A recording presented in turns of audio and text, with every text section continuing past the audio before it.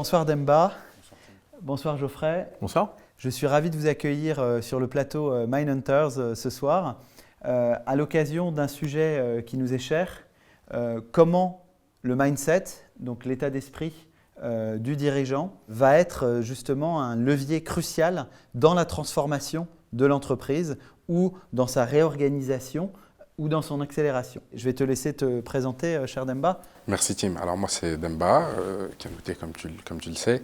Je suis DRH d'un groupe qui s'appelle Novomed, qui fabrique et distribue des dispositifs médicaux à usage unique depuis 1993. Je rebondis tout de suite, j'entends médical, j'entends dispositif à usage unique. Avec la crise du Covid, j'imagine qu'il y a eu un impact considérable dans l'entreprise, impact peut-être positif.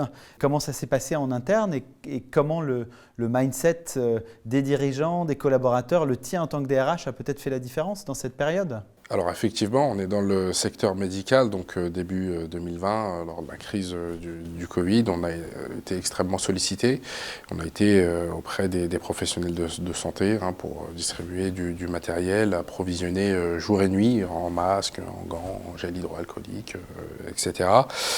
Ça a été une expérience assez galvanisante parce qu'il fallait mobiliser les équipes et de fait, tout le monde a été engagé parce que c'était un combat contre un inconnu. Ce virus, personne ne le connaissait. Nos collaborateurs se sont mobilisés vraiment tout de suite. Très bien, très bien. Alors je vais laisser Geoffrey se présenter. Geoffrey, je suis ravi de t'avoir sur le plateau Mindhunters. Avec plaisir. Donc moi je suis Geoffrey Boulakia, je suis le manager de l'entité Digital and Learning au sein de Sitel France. Et mon job c'est d'animer une équipe d'une 60aine de personnes pour tous les jours digitaliser, innover dans l'expérience client.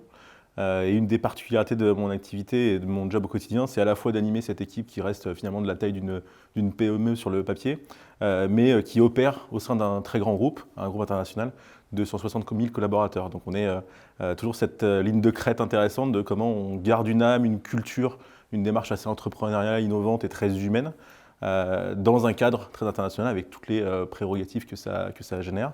Voilà, donc c'est un exercice d'équilibriste intéressant tous les jours et un beau challenge pour bosser avec les équipes. Donc pour rappel, Sitel est un des leaders mondiaux de la relation client. Exactement.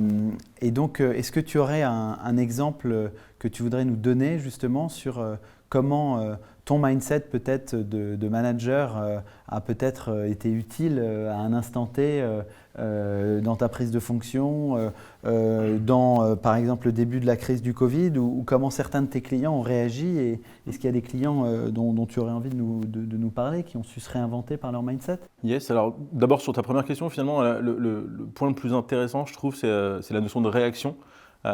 Souvent on a parlé de choc, de crise, etc. Mais souvent je trouve que le démarquage s'est fait par cette notion de réaction. Comment est-ce qu'on réagit, comment est-ce qu'on fait, comment est-ce qu'on redonne finalement de l'énergie aux équipes ou en tout cas qu'on alimente dans la durée. Et on a notamment fait certains choix qui peuvent paraître un peu osés sur le moment, qui a été de dire au moment où tout le monde se pose des questions, où les prestataires de services s'arrêtent, se disent tiens il faut que je travaille ma ligne de flottaison, que je réduise mes coûts, ce qui peut être une réaction normale. On a aussi fait le choix de se dire finalement on a un pipe qui n'est pas si anormal que ça. On a des besoins qui vont arriver parce qu'on fait du digital, parce que les gens finalement tout ce qu'on leur dit depuis un certain nombre d'années, ils vont en avoir besoin maintenant. On va faire le pari pendant 15 jours, 3 semaines de maintenir l'activité, de maintenir les équipes en éveil, de leur faire des projets qui ne sont pas forcément tout de suite nécessaires mais qui permettent de briller, de s'occuper intelligemment.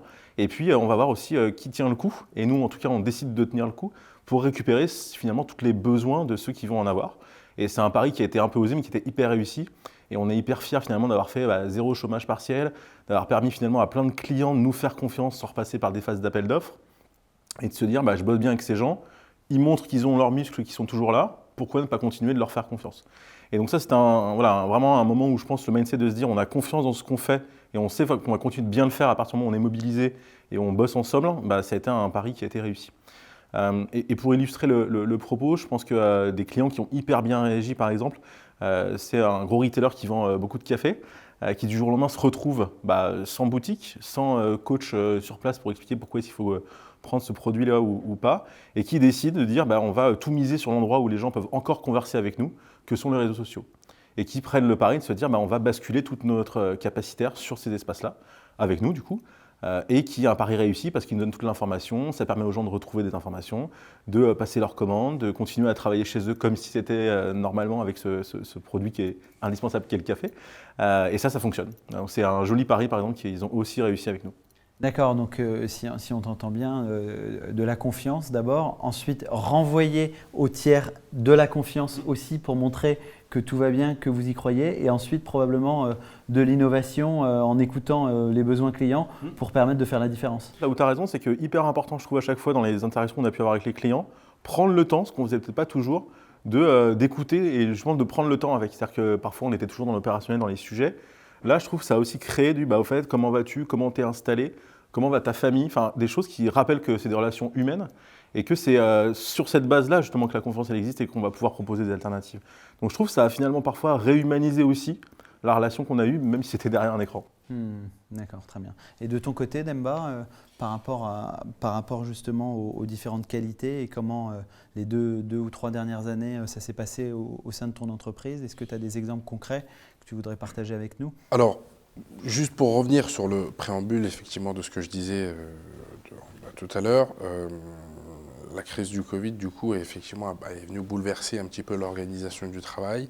Donc, on a dû repenser notre façon de travailler, repenser notre manière de décider et surtout notre manière, moi en tant que RH particulièrement, d'accompagner les collaborateurs dans ce contexte de transformation à la fois pour l'entreprise. Ça passe par le télétravail. Il fallait tout repenser, l'approche que les collaborateurs aussi allaient avoir avec notre clientèle. Il a fallu repenser tout ça. On s'en sort plutôt bien grâce à une politique d'accompagnement, de formation, d'ajustement de la stratégie d'entreprise aussi, mais surtout quelque chose qui me tient à cœur particulièrement, c'est l'écoute de nos collaborateurs pour pouvoir ajuster nos décisions au plus près de leurs attentes et de leurs besoins, quoi, et éviter les cassures qu'on peut avoir dans des contextes aussi tendus que maintenant. Et alors du coup, c'est quoi le nouveau rôle d'un leader DRH aujourd'hui selon toi? Parce que le rôle du DRH a beaucoup changé depuis ces dernières années.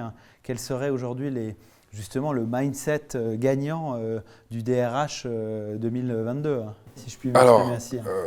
Question compliquée. La question, elle est compliquée, elle est vaste. Je pourrais te répondre de différentes manières, mais le rôle premier déjà d'un DRH, c'est de s'assurer, au-delà déjà de la question humaine, c'est déjà d'être observateur de la bonne mise en application des règles juridiques au sein de l'entreprise. Mais il va y avoir aussi la nécessité d'avoir un état d'esprit, d'empathie, d'être capable d'appréhender un petit peu les attentes à la fois des collaborateurs mais aussi de nos dirigeants pour être un petit peu celui qui est au milieu, qui accompagne le dirigeant, le conseillant sur la partie sociale, mais aussi être capable d'influer sur les différentes décisions quand celles-ci impactent les collaborateurs, de par notre connaissance, de par la relation qu'on va avoir avec eux. Et merci beaucoup Demba. Et côté manager, responsable d'une petite PME au sein d'un grand groupe, ça donne quoi du coup les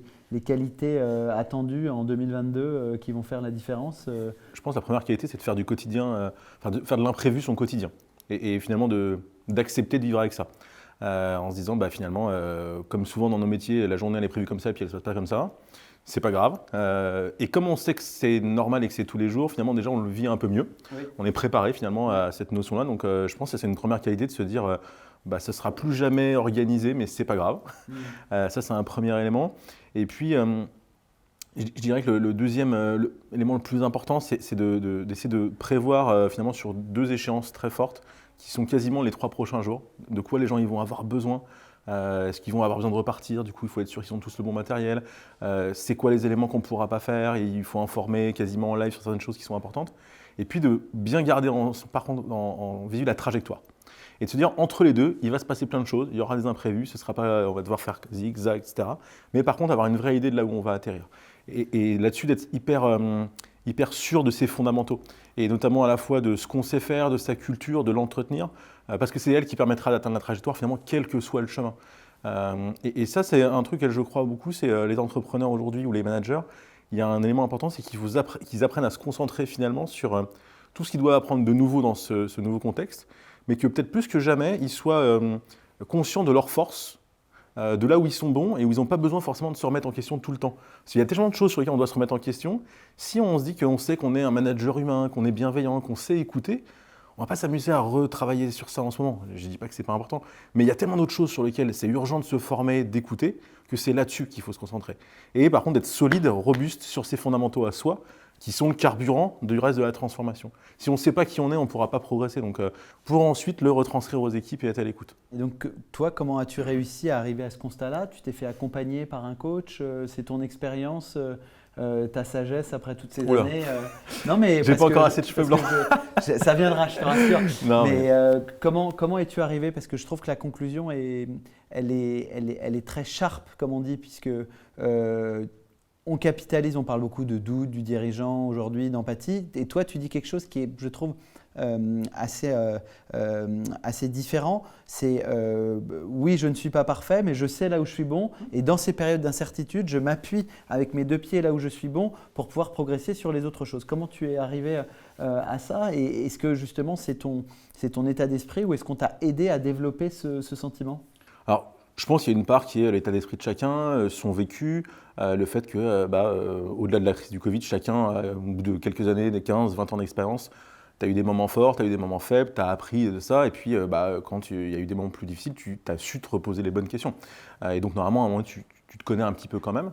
Après, je pense qu'en effet, cette idée de miroir, de parler, de s'exprimer aussi avec les gens est hyper importante. C'est-à-dire que pendant cette crise, moi, j'ai jamais passé autant de temps à dépenser du temps qui n'avait pas l'air d'être utile sur le papier.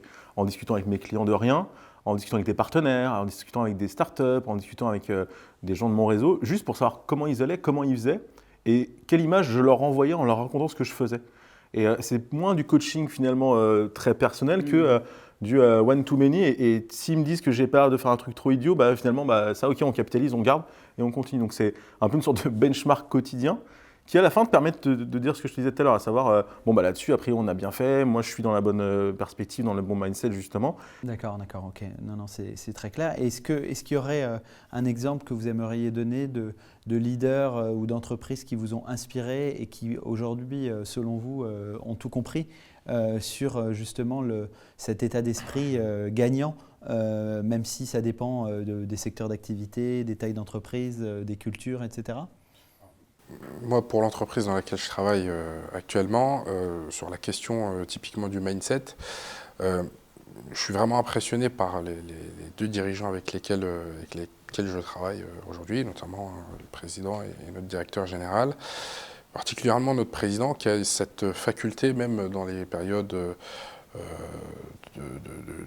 d'obstacles, avec des enjeux qui sont importants, à toujours rester droit dans ses bottes, sans paniquer, et cette capacité à revenir sur les fondamentaux et à insuffler aux équipes, à prendre les choses avec sérénité, à les aborder avec calme et à ne pas paniquer, ou de régler le problème en question, ou d'ouvrir de nouvelles perspectives ou de nouvelles pistes de réflexion sur des sujets qui peuvent paraître complexes. Et là, dans cette période de crise où tous les jours il y a quelque chose de nouveau sur la manière dont il faut réagir face à telle problématique qui intervient sur notre marché, à tel collaborateur qui est malheureusement tombé malade à cause du Covid, etc. Ça permet de garder cet esprit positif et de se dire que peu importe l'obstacle, on va réussir à le surmonter, quoi. Merci beaucoup Demba. Et toi Geoffrey, est-ce que tu as envie de clôturer cette discussion avec un dernier exemple, soit dans ton entreprise, soit à l'extérieur, Ouais. à propos du mindset justement? On va commencer par soi-même et par notre groupe. Il y a vraiment eu une réaction intéressante qui a été de se dire, finalement, là encore une fois, on parle d'une crise forte dans le métier du centre de contact où les gens sont dans un espace.